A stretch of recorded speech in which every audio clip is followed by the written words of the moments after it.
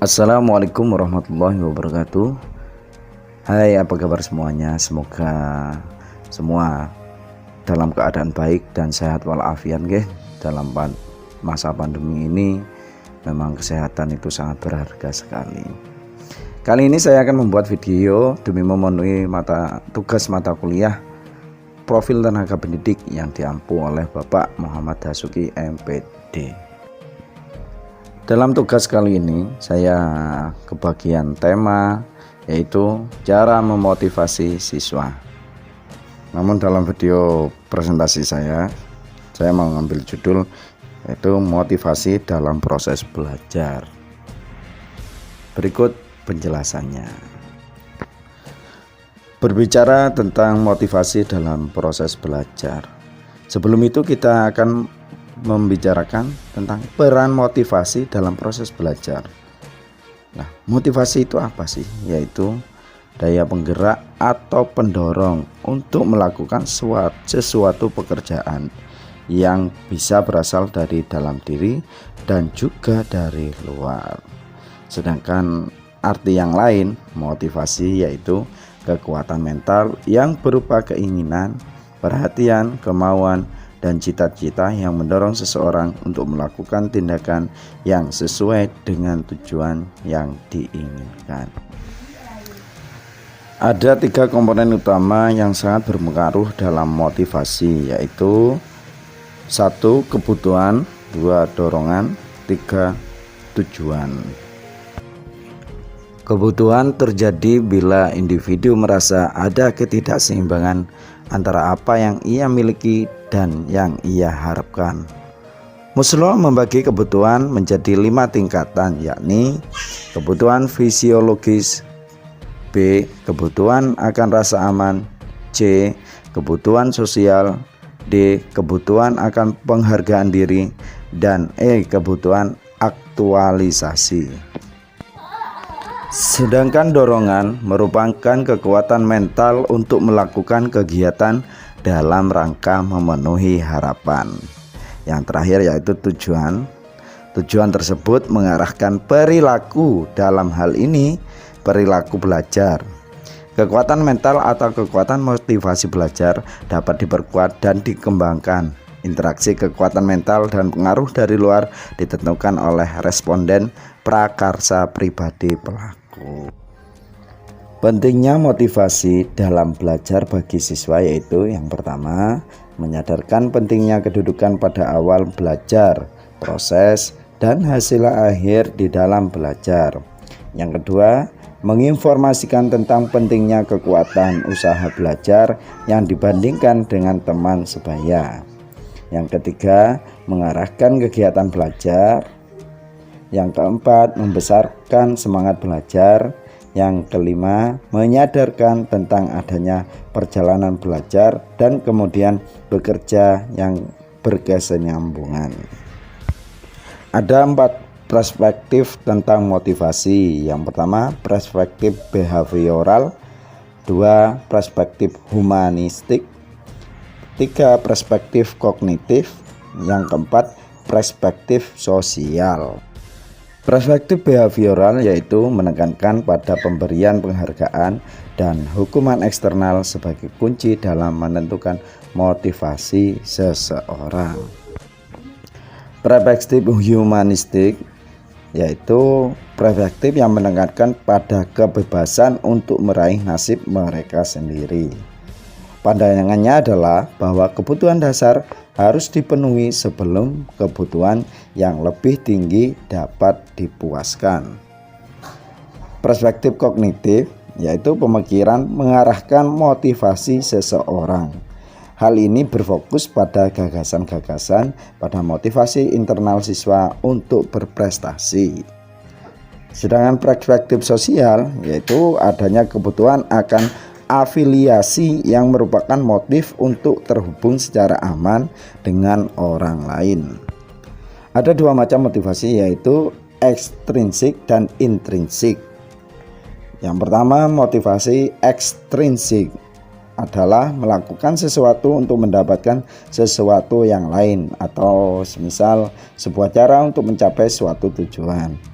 Motivasi ekstrinsik seringkali dipengaruhi oleh insentif eksternal seperti pemberian penghargaan dan hukuman. Sedangkan motivasi intrinsik adalah motif-motif yang berasal dari dalam diri siswa sendiri yang dapat mendorongnya melakukan suatu tindakan. Individu yang termotivasi secara intrinsik melakukan sesuatu aktivitas karena keinginannya sendiri, sehingga dari aktivitas tersebut ia akan memperoleh kepuasan. Implikasi dalam proses pendidikan, itu motivasi mempengaruhi perilaku seseorang yang meliputi apa, kapan, dan bagaimana siswa belajar. Siswa yang termotivasi kuat memiliki banyak energi untuk melakukan kegiatan belajar. Peran proses kognitif lain dalam proses belajar. Dalam proses belajar tentu tidak dapat lepas dari proses kognitif seperti memori, retensi, pengolahan informasi, emosi, dan proses kognitif lain yang mempengaruhi seperti pratribusi, efikasi diri, dan regulasi diri. Teori atribusi. Atribusi adalah proses menyimpulkan motif, maksud, dan karakteristik orang lain dengan melihat pada perilaku yang tampak.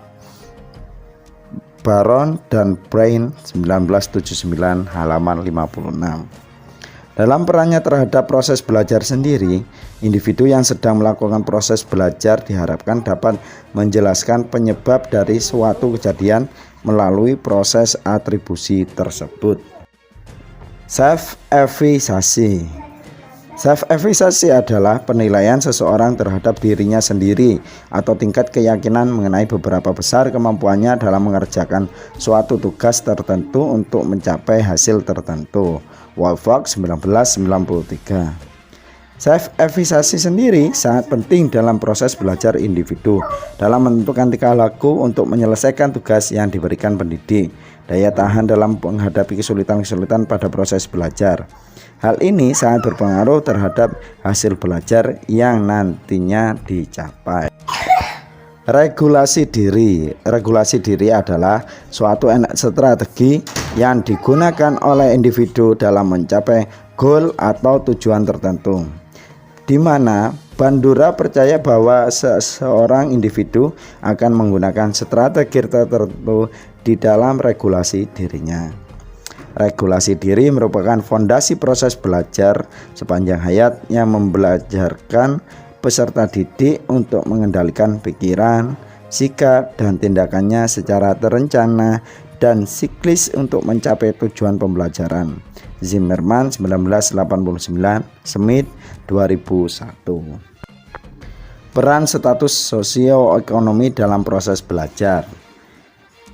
Konsep status sosioekonomi mencakup sejumlah variabel, termasuk penghasilan keluarga, tingkat pendidikan orang tua, dan pekerjaan orang tua. Status sosioekonomi sendiri, yaitu sebuah keluarga, memberi petunjuk pada kita tentang kedudukan keluarga di dalam masyarakat. Hubungan prestasi sekolah siswa dengan status ekonomi ini sangat berpengaruh sekali ya. Hasil penelitian hubungan prestasi sekolah siswa dengan status ekonomi menunjukkan bahwa siswa dengan status sosioekonomi tinggi cenderung memiliki prestasi akademis yang lebih tinggi. Sedangkan siswa dengan status sosioekonomi rendah cenderung memiliki resiko putus sekolah yang lebih besar. Implikasi dalam proses pendidikan. Siswa yang memiliki status sosioekonomi tinggi cenderung memiliki prestasi yang lebih tinggi dibanding dengan siswa yang berstatus sosioekonomi rendah. Hal ini dapat terjadi karena dalam proses belajar siswa tidak hanya membutuhkan guru sebagai sumber ilmu, melainkan juga bahan penunjang seperti buku-buku dan alat-alat belajar. Dari beberapa penjelasan saya di depan dapat disimpulkan bahwa motivasi belajar pada siswa itu selain dapat ditingkatkan melalui pengajar, pendidik, faktor utama motivasi belajar siswa itu didapat dari lingkungan siswa itu hidup atau lingkungan di mana dia tinggal ya. Bisa itu jadi faktor lingkungan masyarakatnya ataupun lingkungan keluarga. Yang terutama adalah kondisi keluarganya siswa tersebut dan status ekonomi, sosioekonominya juga berpengaruh. Kebanyakan dari ketika sosioekonomi sebuah keluarga itu tinggi ataupun tingkat derajatnya dalam masyarakat itu tinggi, maka kebanyakan motivasi belajar anaknya itu meningkat. Tapi yang enggak semuanya, itu cuma beberapa persen saja yang berpengaruh tentang sosioekonominya. Oke, demikianlah tadi presentasi dari saya. Semoga ada manfaatnya. Kurang lebihnya saya mohon maaf. Akhirul kalam, wabillahi taufiq wal hidayah, waridha wal inayah, ihdinas siratal mustaqim. Wassalamualaikum warahmatullahi wabarakatuh.